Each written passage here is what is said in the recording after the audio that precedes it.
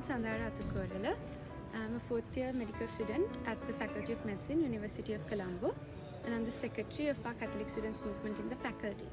So we had a very meaningful program of 2 days organized by the IMCS, a leadership training program where we learned what it is to be a true leader.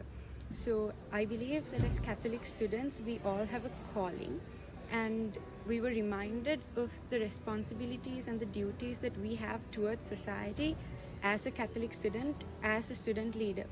So we were taught how we can address social issues with this calling and responsibility in mind, without just trying to help a cause, that we can actually go dig into the root cause of a problem and create a change, that we have that potential within us and that we have the responsibility to go forward with that.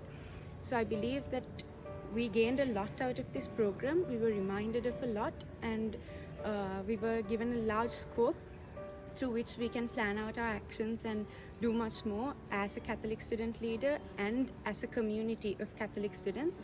And I believe this was really meaningful for us, and we had a lot to take back home and to our faculties at the end of this program. So we're very thankful to the IMCS for organizing this program. Thank you very much.